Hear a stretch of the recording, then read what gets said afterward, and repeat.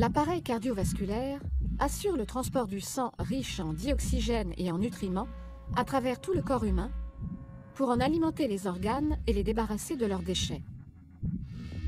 Il se compose de 3 grands types de vaisseaux sanguins qui forment un système clos. Les artères, les veines et les capillaires.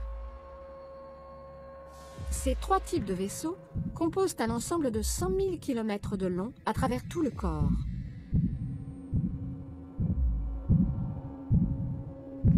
Une artère transporte le sang du cœur vers les organes. Les veines, à l'inverse, le transportent des organes vers le cœur.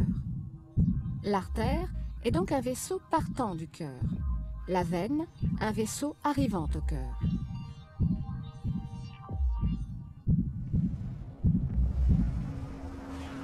Tous les organes sont richement irrigués, c'est-à-dire qu'une multitude de petits vaisseaux sanguins les parcourent. Ce sont les capillaires.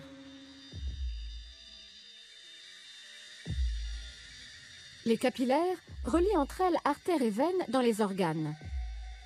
C'est donc au niveau de ces vaisseaux très fins que les échanges se font entre le sang qui apporte nutriments et dioxygène et les organes qui se débarrassent du dioxyde de carbone et des autres déchets. Plus un organe est actif, plus l'apport de sang et les échanges sont importants.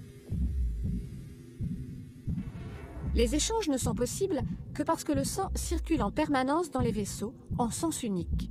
Il est mis en mouvement par le cœur qui fonctionne comme une pompe. Ce moteur de la circulation sanguine est un muscle creux et cloisonné.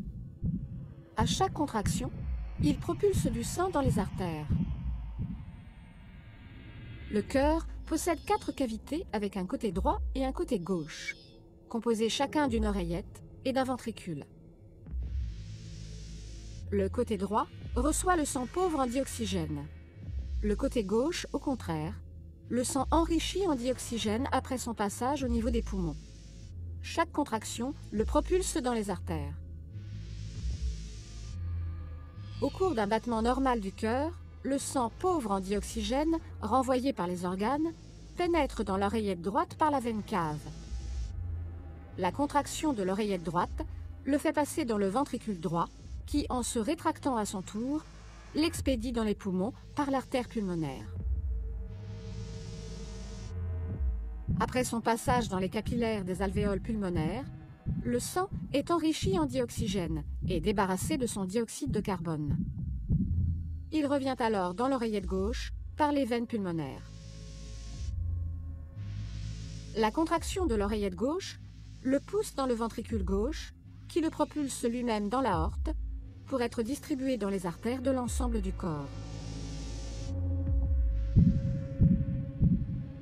Et ce cycle, vital pour l'organisme et l'être humain, se répète à l'infini.